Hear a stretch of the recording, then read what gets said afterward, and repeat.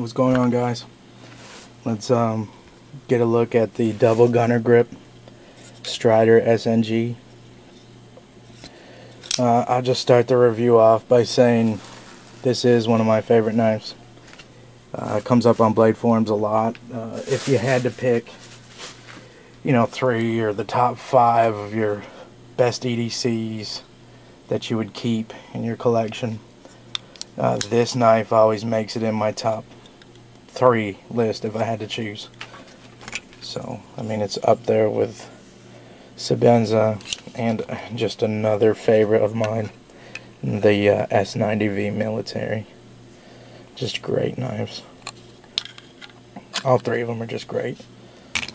But I'm going to take a look at this Strider knife, and I'm not going to get into any politics about what Strider and the guys behind Strider do or don't do or have done or have not done. I don't know anything about that. I do know that they make one hell of a knife, and that's what really matters to me as a knife buyer. Is what am I buying? What am I getting? And this knife delivers. And I do have to say that this double gunner version is very much a different beast than the regular SNGs. The concealed carries and the double gunner grips, to me, are just totally different knives. For one, they just carry so much better in the pocket. They feel so much more melted, I guess would be the word for it, to your hand than the bigger and blockier SNGs. Which, if you don't know the difference, the concealed carries, they start off as a normal SNG slab, and then Strider actually rounds them off. And for the double gunner grips, it looks like they are the concealed carry versions, and then they send them off to the mill to get these dimples, the gunner grip dimples on both sides. So overall, it's still that same thinness of the concealed carry, but yet also has all that weight reduction of all these milling, I guess. That's taking out a lot of weight. So the huge thing that's a huge plus for me is how thin that this knife is in your pocket. I mean, it just carries great. How light it is. And then you have your thicker than normal blade.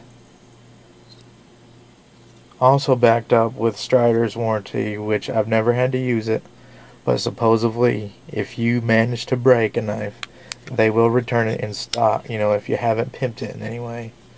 If you haven't sent it off for another titanium slab on the other side, or sent it off for custom backspace or anything like that, just exactly how you bought it, and you break it, you send it back to them. They're supposed to replace it and return it back to their like how they shipped it, what their standards are. You can see me opening and closing it, that this knife has the holes and a stud. And barehanded, I use the stud. This one has been broke in and carried and used for a couple months, and I just like the stud when I'm with bare hands. And if you're with gloves, of course this hole actually helps a lot. And it's more like you open it up halfway with the hole, and then your thumb kind of slides back onto the stud to pull it back the rest of the way. Another great thing being how you don't have to be afraid if you're going to break this knife or not. You can flick these, and I use the underside of my, I guess it'd be my middle finger, and I kind of pull it out and then flick my wrist, and I'll show you what that looks like. So it looks like that. And I don't know if you've seen any of my other videos, I do that with Spydercos a lot too. I'll show you my military that you just seen. Come underneath and just kind of flick it out. That's why I don't see a need for any kind of assisted opening. You can just get it like that. So The lockup is nice. There's no up and down. And I'm not gonna lie, every Strider, and you're gonna hear different on the internet, but it's just never been my experience that there's no play. I've tightened up, and I've probably had 10 or 15 Strider folders, including a custom SMF and RC, and I lost count of how many SNGs I've been through. I just get them, I sell them, trade them, whatever. This one's staying. Like I said, this is a totally different beast than any of the normal SNGs. And I think that blade play comes from over time of using it, the G10 side, because there's no liners in there, just wears out the tiniest little bit and lets that pivot. Say this pivot is my hand up in there, and this is the titanium side. It holds it nice, but if that G10 side on top is just a little loose, it lets that pivot slide just a tiny little bit. And I think that's what happens. And people say, oh, there's no wiggle lockup on Striders or bank vault, and that's just never been the case for me. I'm not trying to be down on their knives. I love my SNGs, but it is normal. I don't know if people just don't want to admit it or not. And I'm sure people will leave a comment saying, every Strider I've ever had never had any wiggle. Well, if you send it to me, I bet I would feel a wiggle. Most average people, and maybe even knife nuts, would say there's no wiggle in this. You know, I don't feel no wiggle. But then I pick up the knife and there is. And it may be more of a, maybe a flexing and not really a blade play. And you can tighten this pivot down all the way to so tight that it won't open. And it'll still have that. I should have brought my hinder pivot tool to show you, but you just have to take my word.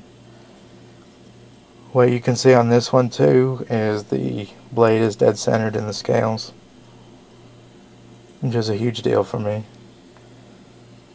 I don't know why when I get into paying and owning knives of this quality, if that blade's not centered, it just irks me to death. But this.